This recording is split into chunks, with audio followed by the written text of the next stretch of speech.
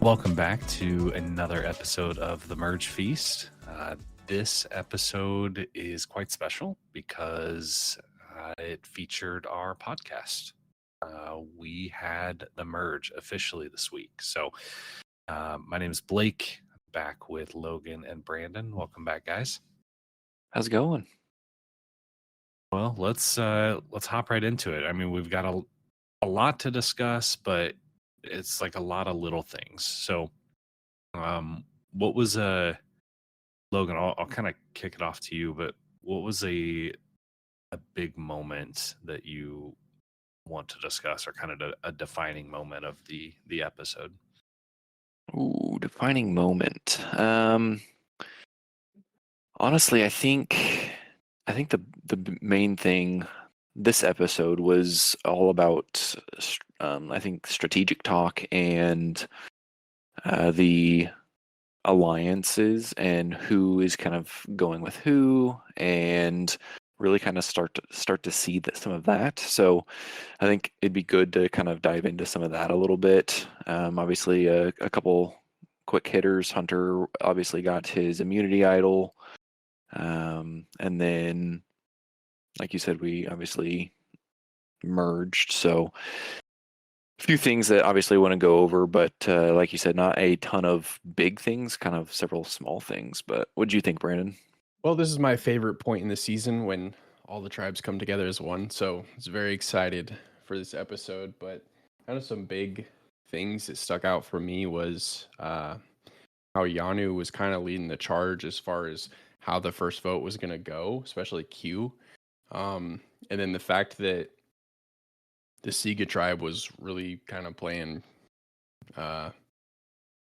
with their cards close to their chest, as Q would say, and really trying to define the Siga strong, even though we'll see what happens with that later. But that's kind of what stuck out to me tonight. What about you, Blake? Yeah, I'm with you guys on all of that.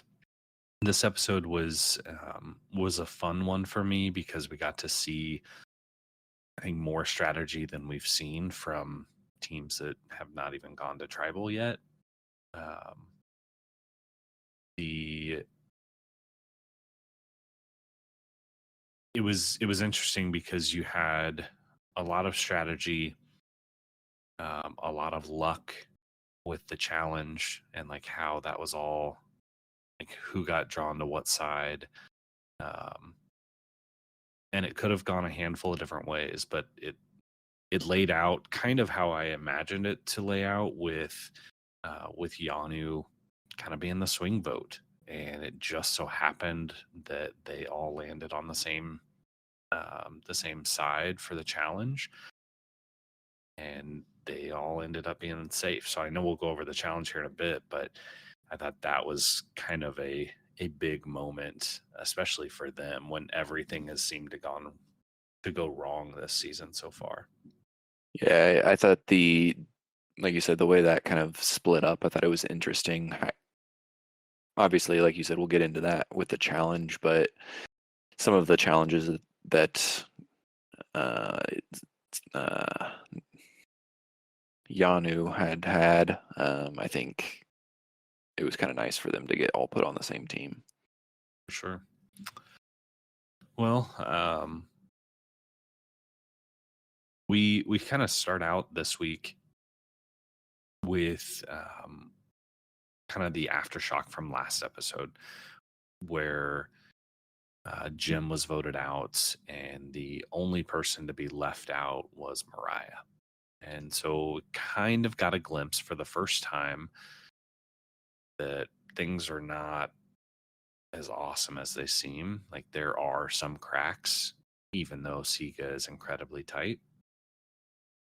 But so I knew Mariah was going to be kind of a pivotal person this week, but I mean, right after that, it jumps into basically the merge. And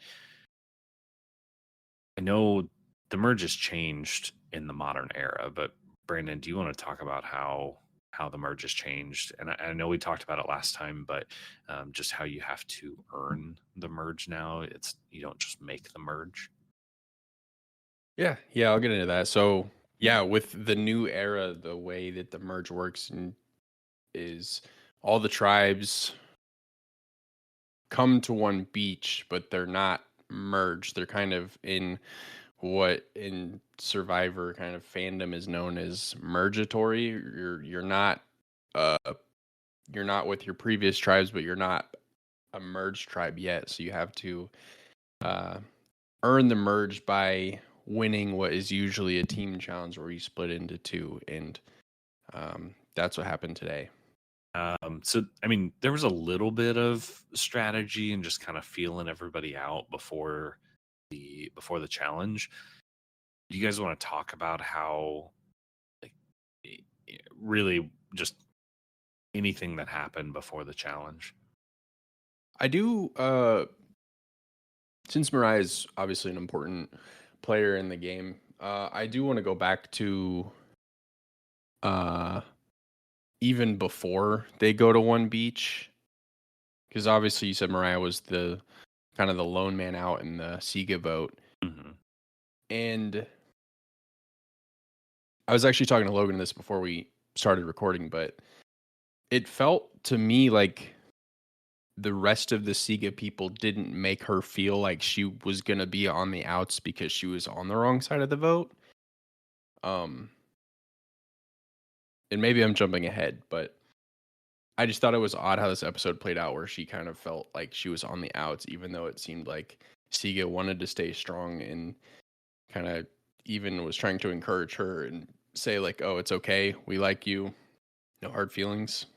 Yeah, and I think that would have all worked out if I think, like I said, or like you said, I don't want to get too far ahead, but Q kind of putting the target on her.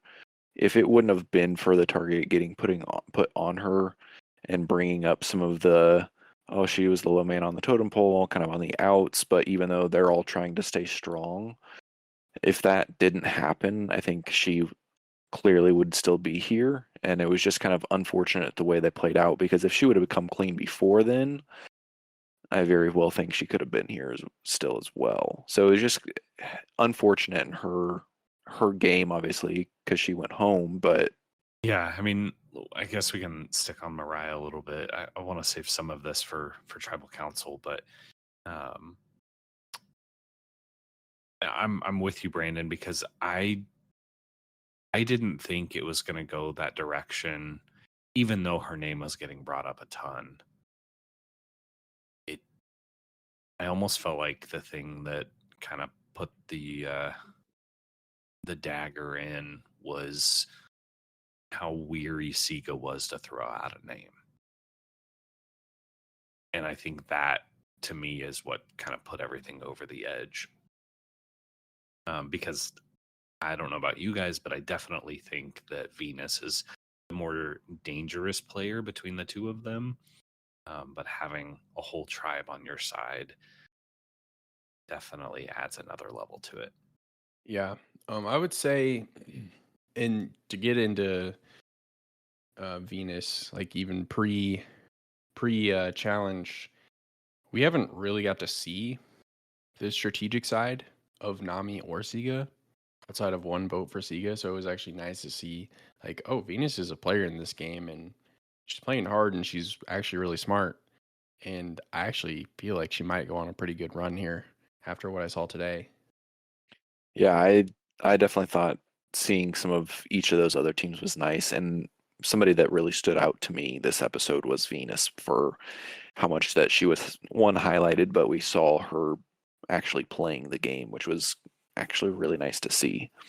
Yeah, and we saw that a little bit where she aligned herself with Randon and then tried to just stick with Hunter. I don't know. We saw her, I feel like out of all of Nami, we saw Venus play the game probably more than anybody. I mean, other than Hunter, like finding the idol and stuff, but just the strategic side of Venus, she was always kind of looking for that angle. But I am excited to see where she goes, because I'm with you, Brandon. I definitely think she could go on a run. Not my favorite player of the season, I don't dislike her by any means, but I'm curious to see how far she makes it. Yeah. You mentioned Hunter finding his idol. We should dig into that because that's before both of the tribes show up, and he actually has to do that before both of the other tribes show up to their beach because the merge is going to happen on Nami's beach. And I thought he played it very well, and uh, he's really discreet about what he was doing because he had to go and get his clue because his tribe never lost, so they just provided him a clue anyway, and he had to like act as if he was like, excited about the merge, and he just started running down the beach, and everybody else was just kind of following him too, going, "What are we even doing?" And then he just disappeared, and then had to play the whole stairs game and dig a key out of the stairs. Is that what happened? Yeah, he had to find a key over by the steps. He played that really well. And I always wonder because they make it seem like he got it with with seconds to spare. I always wonder how close that actually was. If he had like plenty of time, or if it was really like the sand is running out. Right. Yeah, that's the piece of Survivor that I wish we just knew a little bit more, and maybe that's just the super fan in me, but I want to know how long are they waiting for the other tribes to show up? I know on the note they said, "Hey, you have 10 minutes to collect your bags." How close are these islands? Um, so yeah, I don't know. Just a lot of those little details that I'm super curious about. So when the merge happened and everybody went to the same beach, everybody went to Nami's beach, correct? Yeah. Mm. Is that the beach they always go to, or was it because they had the best setup? Do you think they change that up or decide on the go? So I I actually was thinking about that today, and I never have before. And I don't. I kind of want to go back to previous seasons and just kind of look, but I almost wonder if the tribe that is the most successful gets to keep their beach, It's kind of a or perk for winning. yeah, you get to keep your beach, or maybe they're Mhm. like it's just they do have the most ideal setup, so we'll send them there. But I feel like it's got to be you didn't lose, so we're not going to make you move, sort of thing. Yeah. Definitely makes sense, but you're right. I don't remember paying attention to that or really even thinking about it in previous seasons. One other thing that I wanted to talk about before we get into the challenge, the little +1 alliance and kind of how that all got talked about. So the +1 alliance with Q, Tim, and Hunter, when they all went on that journey, and they all said, "Okay, everybody pick a +1 essentially, and somebody that you're willing to take." And Q picked Tiffany, Hunter picked Tevin, and Tim picked Maria. So they all get to the beach when the merge happens, and Hunter and Tevin are on board, Q and Tiffany are on board, and Tim had not talked to Maria. I thought he played that off really well, but that was well, that was kind of weird. I wasn't sure how the alliance would go after that, but it seemed to bounce back a little bit. But I was just curious your guys' thoughts. Yeah, and I thought that he did play it off pretty well and kind of twisting why he didn't bring that up. And I don't know if it really made that big of a difference. I don't think it's going to affect the alliance or anything that much. I know there was some question there from everybody else of like, were they truly in? But I don't think it'll affect too much. Yeah, I I almost wonder if he like didn't Tim if Tim didn't think it was gonna come back up, or if he just didn't feel like he actually needed to tell Maria, and just because they haven't really had to strategize, and he probably was like, I'll tell her when the time's right. And Q, obviously coming from a completely different situation of having to play strategy from day one, probably has just been ready to go with that. So Tim has his numbers, Q does not. So Tim probably didn't True. think it was nearly as important as Q did to set that That's up. true. Very true. Makes sense. And then Maria did seem on board when she was completely filled in. So I do think it could work really well, and I like that group a lot. I think Maria is a really interesting person this season. I think because she's clearly kind of in with those six, and then she also has Charlie that they both seem really close, and where she's kind of got several different things working. So she's one that I've kind of been watching, but definitely I feel like kind of an interesting player this season. I'm with you. I think that is the most powerful duo in the game right now, is Maria and Charlie. Okay, Yeah, I would I agree could with that I could because see that. they have their kind of their duo is kind of under the table. They're really the only ones that know that it's like that, Mhm. Mm, Yeah, where you have like Hunter and Tevin, everybody kind of knows they're a duo. Q and Tiff, everybody knows they're a duo. But yeah, theirs is like kind of under wraps. So I'm with you there. But is there anything else pre-challenge? not from me. I'm ready to hop in. I'd say All let's right. hop into the challenge. All right, let's do it. So, challenge. Talked about earlier. You have to earn the merge now, and you do that at the challenge. And there are 13 players. And so they're gonna divide into two teams of six. There's gonna be one odd man out. The way that they're gonna do that is they're gonna draw rocks. I'll explain the challenge, and then Blake, I'll kick it over to you so you can break down the rock draw. Perfect. So the challenge is actually, I really like what they did with the end of this challenge specifically. So break it down. Two teams of six. So one at a time, you're going to race under a muddy net to a cart.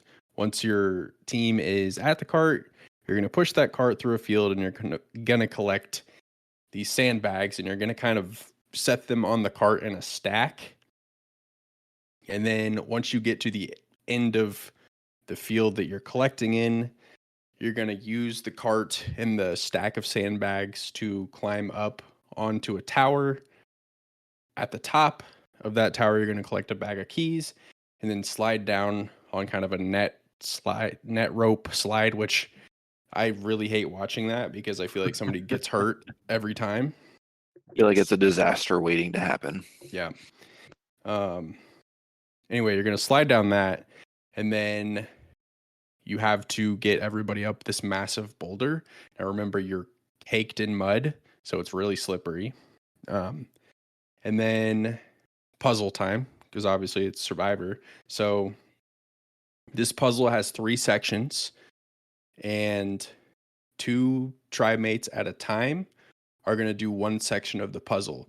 And then once your section is done, 2 other tribe mates are going to do their section. And then the last 2 will do section 3. And first to complete the puzzle wins immunity, earns a buff, and is officially merged, and gets to participate in the merge feast. And that last part in the puzzle, and we've seen this a few times this season where they're making everybody participate in certain aspects of the challenge, and I think that that is really great, and I hope that they continue to do that moving forward. But Blake, I'll give you the breakdown. No, I am completely with you on that. I love the fact that they're making everybody participate in certain aspects of the challenge. So I absolutely love that change. As far as teams go, they were randomly selected by rock draw. So you had purple, yellow, and then a gray rock. And because there was 13 people, 6 on each side, the gray rock got to pick which team they went with. So on the purple side, by far the favorites was Tevin, Hunter, Kinsey, Tim, Q, and Ben. So Kinsey was the only girl on that side. The yellow side was Charlie. He was the only guy there. And there was Liz, Mariah, Maria, Soda, and Venus. Obviously, Tiffany ended up choosing purple because definitely the stronger side. But I don't know about you guys. I was pretty shocked that it was as close as it was. They did not take advantage of their strength there, I don't think. Or it just wasn't as disproportionate as it looked on paper. Yeah, I thought they were. As soon as I saw the teams get divvied out, I was like, "Oh, this is not going to be a competition whatsoever." And I was shocked that it was that close. But I thought that the orange team with Charlie and the girls, they pushed hard and they almost did it. So kudos to them for that for sure. Yeah, And did you guys catch whenever they were listing off who was on each team? Jeff was reading that off. Charlie piped in and said his height, so the rest of the girls said their height. That was pretty yeah, funny. that was awesome. I was hoping the other side would do it too, but It's like Sunday Night Football or something. yeah. Yeah. Charlie, 5'11". But yeah, anyway. Well, at the beginning of the challenge, going under the mud rope, the orange team got off to a head start, or not got off to a head start, but they jumped out ahead, and then the purple team kind of pulled back ahead as you would have expected them to. But that's kind of the beauty of the puzzle, is it's the great equalizer in For sure. challenges. And I mean, man, yeah, orange almost pulled it off. Honestly, if it wasn't for Hunter, I don't know that purple would have won. Yeah. Hunter was flying through that puzzle on And that last piece that he did. Even Tevin said there at the end, which I think he needs to be really careful, especially if he's aligned with Hunter. But you could hear him say, "Man, Hunter is a puzzle wizard." Yeah.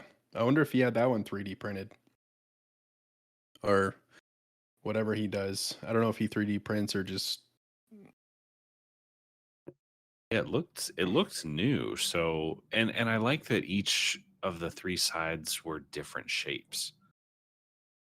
Like the top one had more triangles than the rest of them. I don't know. It just seemed to switch it up, and I liked it. I like that challenge a lot. That boulder would be so difficult. Oh, the way that the orange team, did you see how they were doing it? Yup. Like obviously purple, they were just like strength, but to get the last person up the boulder, they had like, was it Charlie laying on his stomach? And then like Venus and somebody else holding Charlie down to get the last person up or something. I don't know if that's exactly what I saw, Yeah, but and they had some. I think Soda was down there too. I mean, Yeah. it was like 4 people that they had all leaned over in certain ways to help like give strength to the next person. Yeah. I honestly said at one point after seeing how, like, I mean, obviously the purple team got up it pretty quick, but I feel like they still struggled at points on that. And as soon as I saw them struggling, I was like, oh man, I don't know if orange team's going to get up this, because that's tough, especially being obviously covered in mud. Like, oh, but they did it. I would hate being covered in mud like that, even because like if you watch Tevin, whenever he got out of the mud, he couldn't see. His whole face was covered. He's like, "Where am I even at?" I just He was would running not blind. yeah. But so yeah, with the challenge, purple team, they all got their buffs, and the merge buff is red, which I love. Yeah, I like that too. I was expecting, I was thinking either red or green. I like the red a lot. I guess Sega was green, weren't they? Sega they was were. green. Yep. Okay. Yeah. I like the red too. It's pretty bright too. It's almost pinkish. The let's talk about the merge feast for a little bit. Shout out. It seemed like everybody just wanted to throw a name out, and since Yanu was all safe, it was between Sega and Nami. So they kind of made both Sega and Nami throw a name out, and that was the first time that we had seen Cena kind of show Sega show any cracks. But I mean, let's talk about that. How do you think that played out? Well, for starters, like Nami, Tevin was like eager to throw a name out.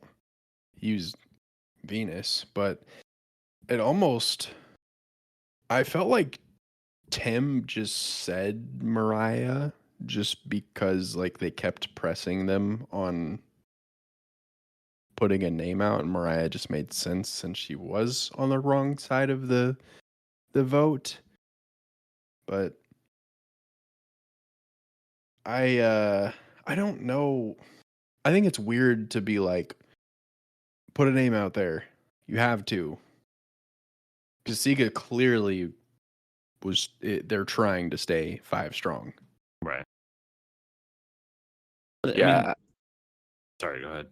I was just gonna say I thought it was really weird or kind of just awkward and kind of odd for them to make this and them say like spring a name like who I don't know. It's just I didn't love that, but Yeah, I mean, let's talk about the strategy there for a minute, because while you don't really have the numbers, like you need Yanu, you really need somebody from Yanu or Sega to flip. Or I'm getting all these back mixed up. Sega needs somebody from Yanu or Nami to flip. And so if you're acting like everything's tight and we're good, they seemed like more focused on showing that they were Sega strong than branching out and trying to bring other people in for their numbers. Did you guys catch that at all, or think that way? That's exactly how I kind of took what they were doing. I'm like, Sega is happy with their situation. That's how it felt to me. Which I think was really poor planning on their part, because they were down 3 votes essentially. I mean, they needed to get 2 at least to flip. I honestly hadn't really thought about it that far of like obviously they wanted to stay 5 strong, but to the point of them being on the bot, like not having the majority votes there that they needed more. Like I definitely think they could have gone about how they were doing that differently. And I think that, in my opinion, that was what forced everybody else to vote out Sega. Because from Tevin's perspective, when he threw out Venus, it's like, okay, we need 2 votes. I can throw out Venus and lose her if I gain the 3 Yanus. Like, that gives me my 2 votes. So now we can vote out whoever we want. And then thinking like, okay, there are cracks over here in Nami. Sega's pretty strong.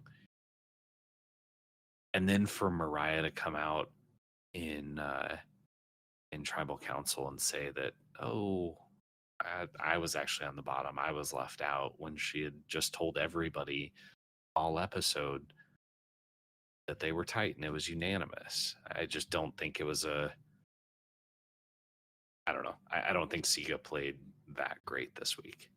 Yeah, her ditch at the end was just a last ditch effort to save her own, and just was too little, too late. Yeah, and I was thinking about it directly after the episode ended, and I thought, is Mariah a good Survivor player? And I thought, I don't know, because we didn't really get to see Siga strategize, and obviously same with Nami. So I almost wonder if, like, it hurts you. Obviously you want to win, because pre-merge, obviously you want to win because it means you're safe. But I almost wonder if it's almost a negative to really not have to play until the merge. Like, I almost wonder if that's why it felt like not necessarily a blunder on Mariah's part, but why it just felt so odd. I completely agree. And again, not that you want to be the weakest tribe before the merge and lose everybody like Yanu did this season, but I mean, they are coming out and they're the most sought after people right now, is Yeah. the Yanu 3. So I think they hold a lot of power. I think that power dynamic shifted pretty quickly. Yeah, I definitely think there's something to be said about having to play the game before the merge. It's I think a night and day difference between how people are playing the game, obviously. Yeah. Yeah. Yanu ran the beach Mm-hmm. during the merge, and like, because their wheels have already been turning since day one because they've had to. So it's Mhm. just, I almost wonder if it's just maybe that's part of Siga's whole, like, we don't want to throw out a name, we don't want to really strategize, and it's just because they're like, we're comfortable kind of in our current situation, and that might honestly be to their detriment. What makes them go extinct to be extreme, but Yeah, I feel like this season we're gonna see a lot of stages of the game. So I'm trying to think like 3 or 4 steps ahead here. So Yanu is clearly not in a great position. Make it to the merge, and they're in a really great position.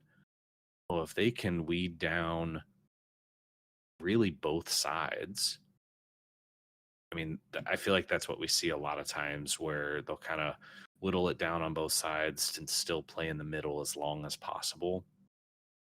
And then I almost wonder if everybody's going to see, wait a second, they've had to play really hard, or they've been making these big moves because they have had the power, if that's going to shift focus to them in a week or two. And then who knows if, Siga's still tight.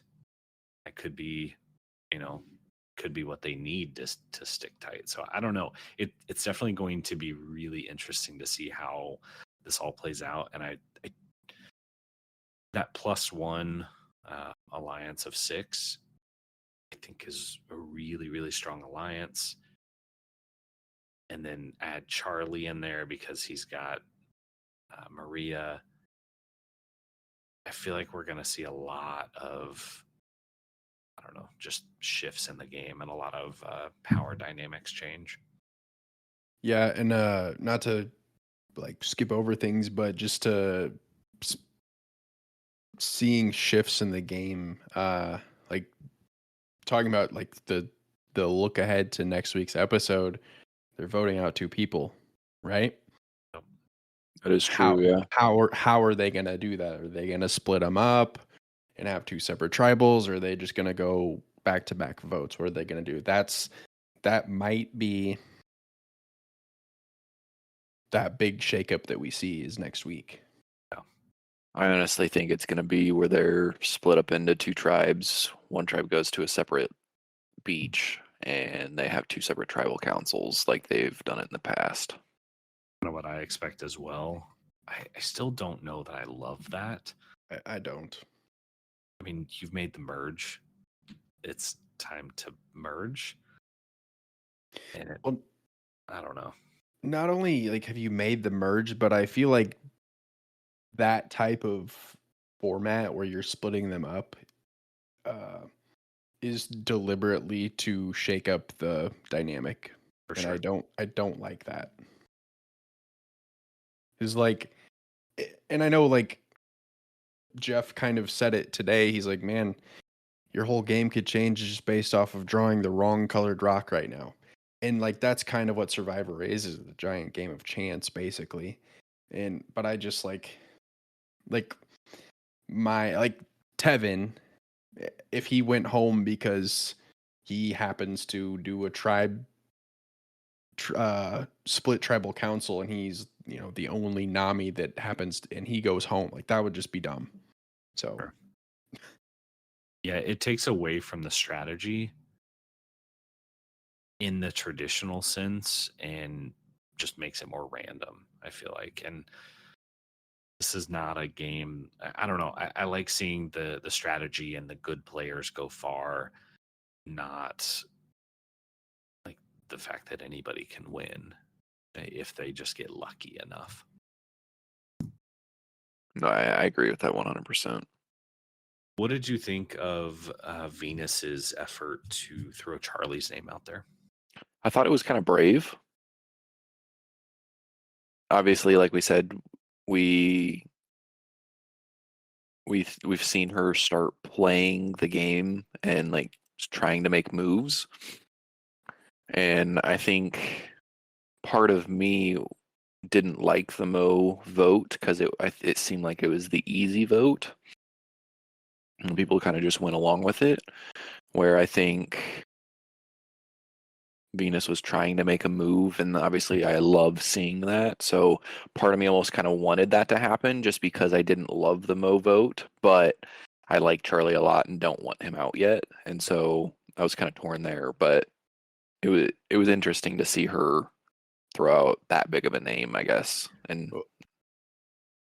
I actually liked it, and I'm curious if it was just like a random name that she chose, because part of her reasoning was like she wants to get a guy out, right? Or if it was that she's just was somehow able to read, like, I think Charlie's a strong player, so maybe we should get him out. I think it may have been a combination of both, but with him seeing all the guys except for one over on one side, I kind of took it as she was just wanting to get a guy out. But I don't know. I'm with you. I like that description, Logan, saying that was brave. I think that's a really good way to describe it. And it almost worked, but I don't know if you caught their faces, both Venus and her facial expressions at Tribal Council, and Charlie with what he said when Jeff asked Charlie, "Have you heard your name thrown out there?" And he said, "I've heard whispers, but all I can do is basically the connections that I've made." I forget how he said it, but there's, I had to go to them and them be honest with me. Like he seems to have a lot of people that really trust him. And I think Venus picked up on that a little bit. So I'll be curious to see if they go after each other some more. I don't know. Yeah. And you bringing that up where he was like, I just need to trust the people that I've built relationships with, that I'm good. That stuck out to me as well, because like most other people, if they hear their name, it's scramble time. So like, yeah, his name was on the block, but like as a viewer, we didn't really even see Charlie doing any sort of legwork to make sure that that didn't happen, because I think he just felt good about it. Right. Yeah.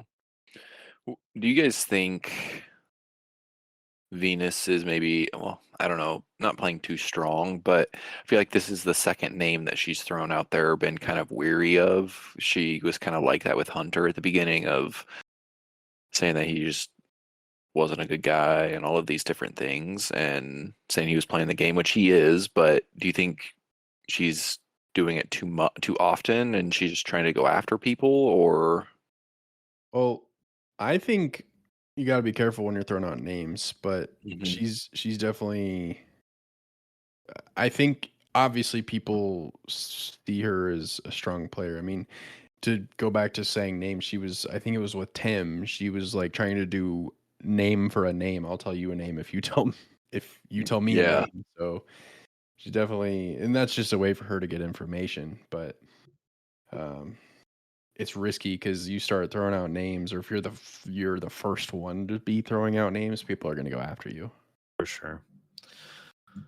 Yeah, I think she was playing a little hard, but if she lasts the next couple weeks, I mean, she could be she could make it quite a ways, potentially even to the end, because she is definitely strategic.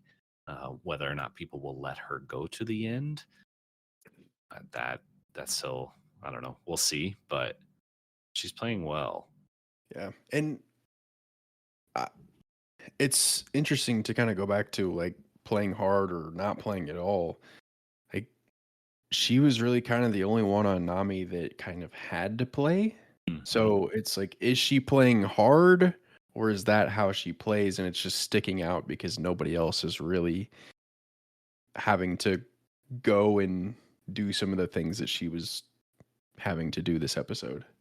Yeah, that it is interesting because the juxtaposition to her is Liz, and Liz was on Nami, and I mean, she said how many times before the merge that she doesn't need the money.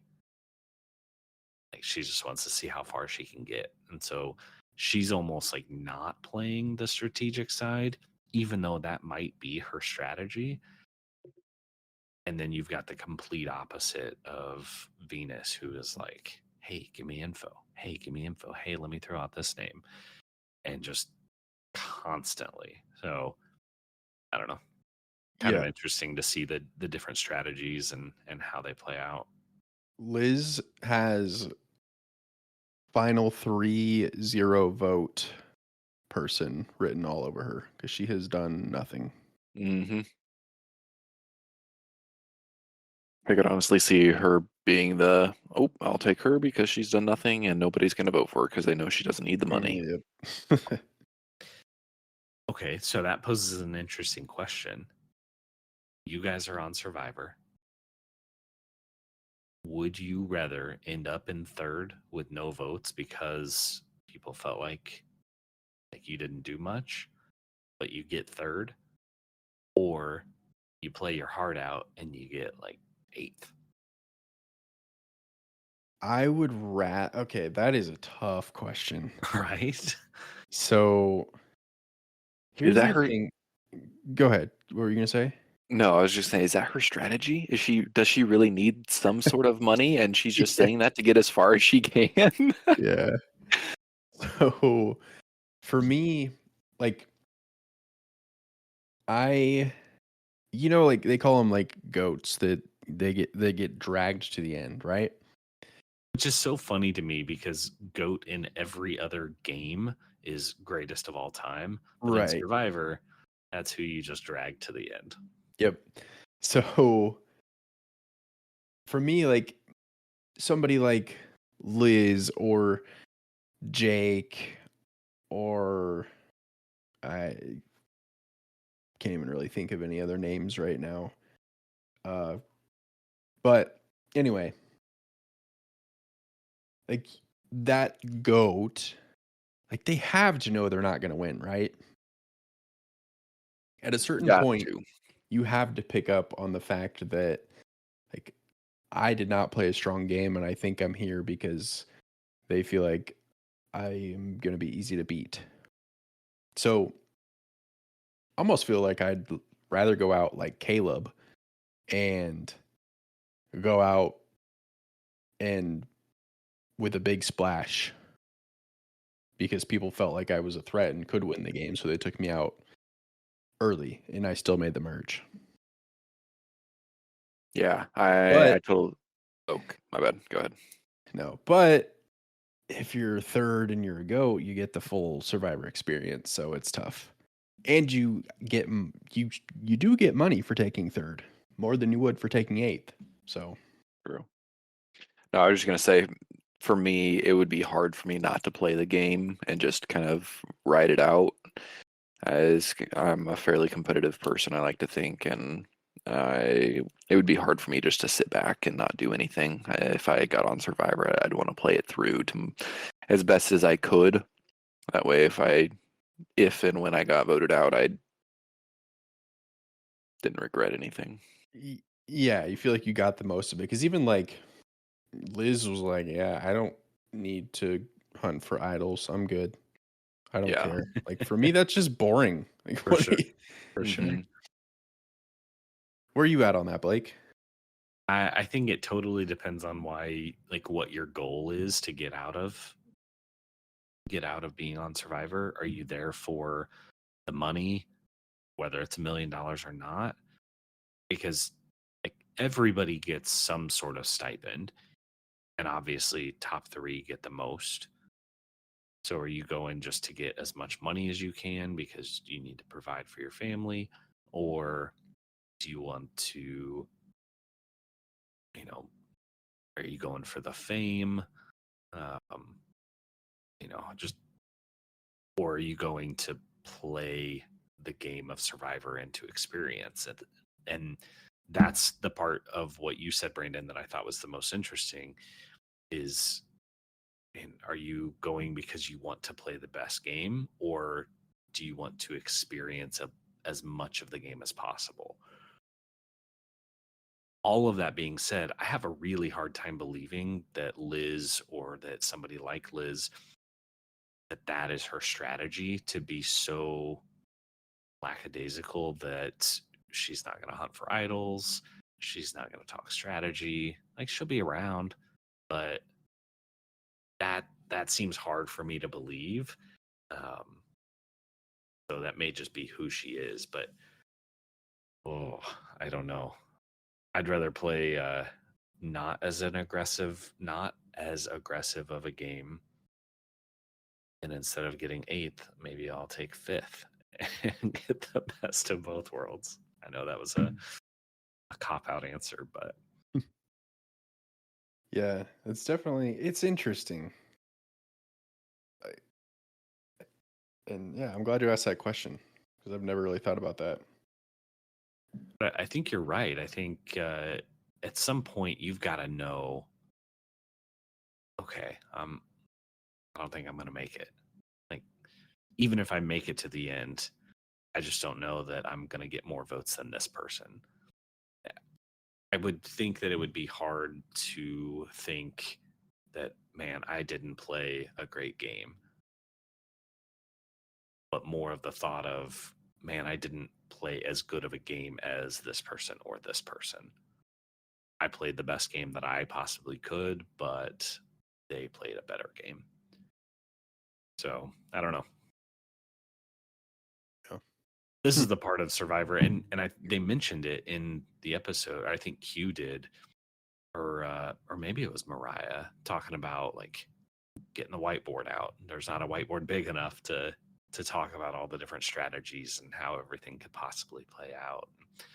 This is what I love to do, is kind of fantasize a little bit about, okay, what would I do? How would I do this? What are the different options here? And this for me is when that game just really takes off. Well, we are to tribal. I mean, Hunter didn't have a vote, right? He was very open about it too. And Tevin had an extra vote. But Hunter could be open about it because he didn't. He was safe, yeah. Right, he was safe. So I thought that was probably smart, but he may have talked about that before before he even knew that he was safe. I don't remember. I think the first time he talked about it was at the merge feast. Okay. Yeah. Okay. It was after that he knew he was safe. He brought it up. Okay.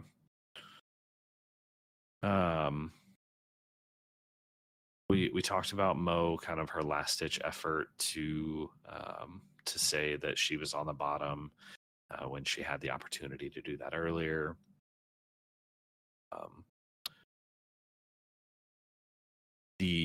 I thought it was cool for Q to kind of call her out on that, and push back a little bit and like, wait a second, we talked about this and you flat out told me this, so you can tell me that you're being honest and truthful and you want it all out there, but that goes against everything you just told me, so now I don't trust you. And like we said earlier, I think it was her only shot, but I think the way Q reacted to it didn't let anybody believe her. Yeah. I definitely thought it was a strange last ditch effort for. I mean, I understand it, but it just didn't make sense. It didn't make sense to say. Mm-mm. I don't know if it would have changed anything if she just kept quiet, but it just felt like a weird thing to say at the time because I don't think that tribal council is the place to earn votes or get people off of you. For sure. But Too little, too late. yeah. Unless they did like a live tribal, which I don't like when that happens. Mm-hmm. So Yeah, I'm with you. That's not my favorite. Yeah. But there was less votes than there were people, obviously, because Hunter didn't vote. Does not look like Tevin used his extra vote, and Mariah didn't vote because she played her shot in the dark. And once again, she was not safe. So she did not get her Caleb moment because she definitely would have. Nope.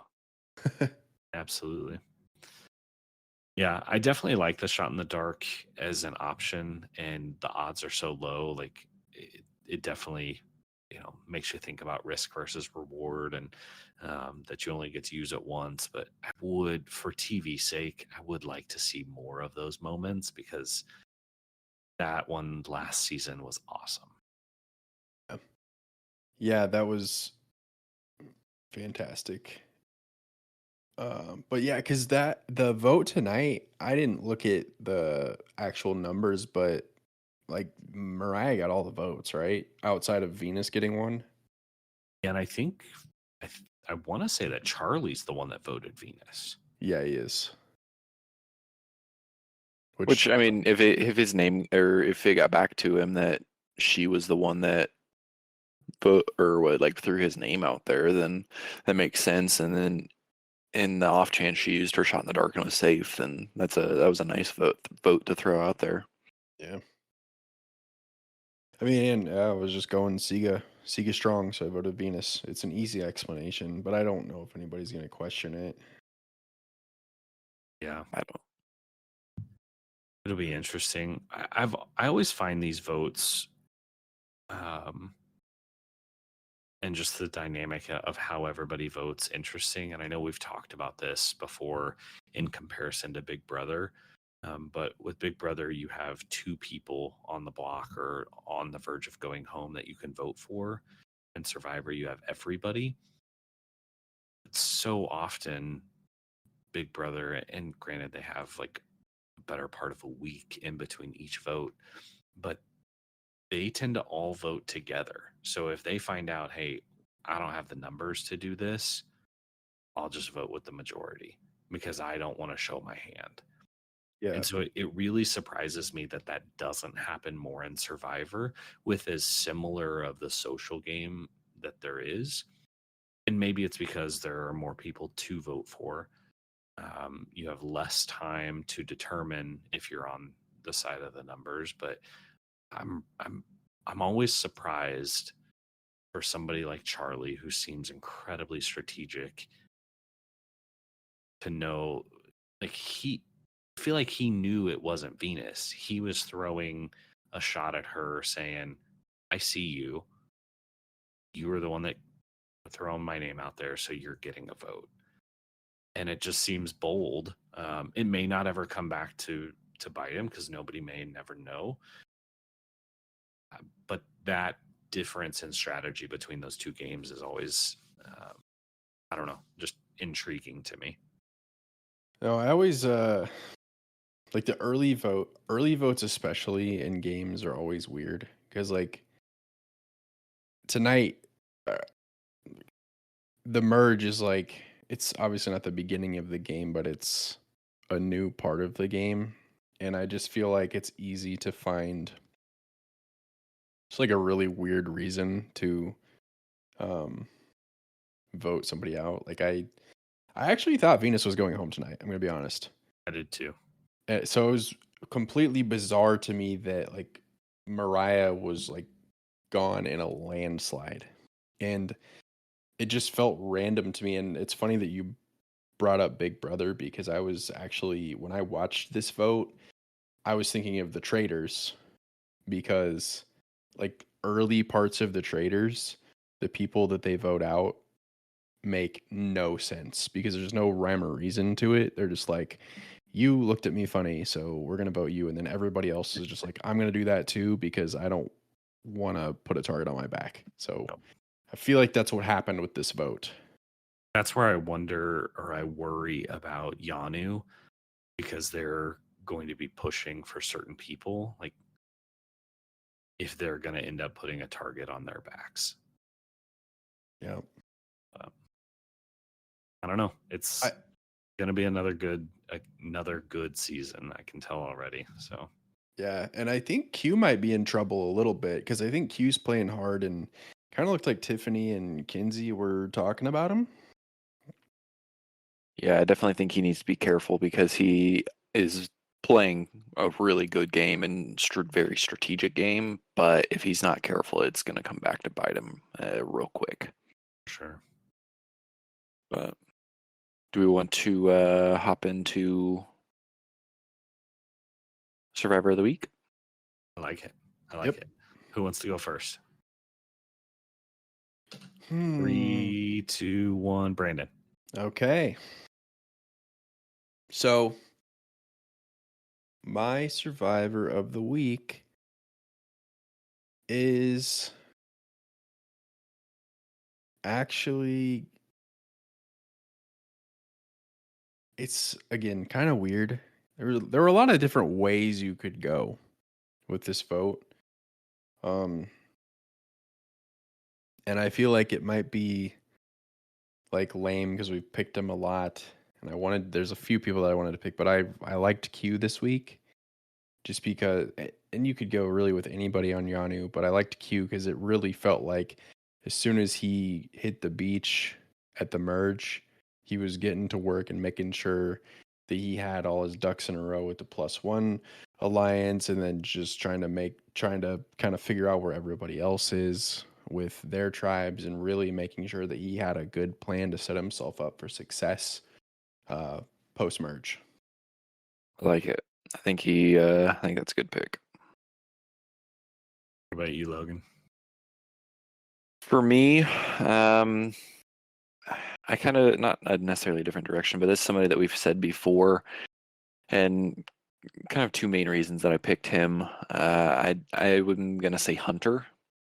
I think for the simple fact that before this episode, he had nothing. He didn't have a vote. He didn't have anything. To now got past this tribal council, had zero vulnerability, had no chance of going home, now has his vote back, and now has the hidden immunity idol. So I think he kind of 180'd his game. Obviously, we didn't see a ton of like strategic talk or alliance talk with him. I mean, he's kind of been around some of that so far, but I think just those two main things with the idol and vote, I'm going to say that Survivor of the Week for me. I like that.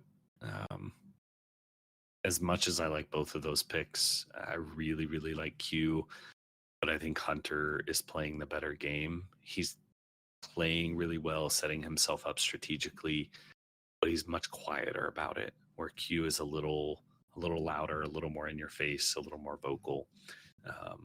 And I think that's going to serve Hunter very well. The fact that he is a little more reserved and laid back and not just kind of out there with it.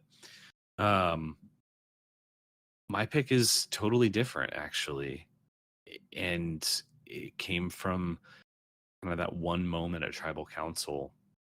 But I'm actually going to pick Charlie. Even though his name was thrown out there, he could have been an easy vote with him being the only guy that was not safe. Sure, the guys wanted to keep him, but the way he is played strategically for when his name to get thrown out there and it be a valid option. I mean, when Venus said that, I thought, oh gosh, Charlie's in trouble now, and I don't want that. But he didn't scramble. He had the right relationships in place and actually like stood firm in that trust that they were solid, that he was golden. So from the social strategic side of things, or the social side of that game, he was my survivor of the week. We didn't get to see a lot of those moves, but we saw the outcome of it. I like it. I almost picked Venus, but Ooh. I think she would have been a good pick just because we finally got to see some strategy by her. Yeah. She was right there for me, but like I said, just had to go with Hunter. I like it. I like it. Who, let's see, of our tribes that we picked, kind of that blind draw, that first season or the first episode, who lost a member of their tribe? I lost Mariah this Was week. Brandon. I'm down to 3. I'm down to Soda, Q, and Maria. And Blake is sitting pretty, we'll say. Ooh. Jeez. But Q and Maria, I'm sorry, those are solid. Those are real solid. Yep. I think we all three of us still have some good people still left on our team, obviously. And as far as I'm concerned, obviously, Brandon, you have three left, and me and Blake have a few more than that. But I think it's anybody's game, honestly. Yeah, for sure. Nobody seems like they're just running away with it this season, and I love that. So I'll be curious to see how the next couple weeks shake up. If there turns out to be like one alliance that is just running everything, or if it's kind of that new school Survivor where there's those voting blocks where, hey, this vote I'm voting with these people, this vote I'm voting with these people. So I'm really curious to see kind of how the game shakes up. So anything else you guys want to talk about before we close this out? I got nothing. I don't think so. Perfect. Brandon, where can everybody find us? You can find us on Twitter, on X, at Merge Feast Pod. You can also hear us anywhere that you listen to podcasts: Apple, YouTube, Spotify, anywhere, Odyssey. That's where we are. Perfect. All right. We will catch you guys next week. Another fun episode next week. Tune in. We'll be live Friday, and yeah, that's all I've got. Logan, say goodbye, Logan. Goodbye, Logan.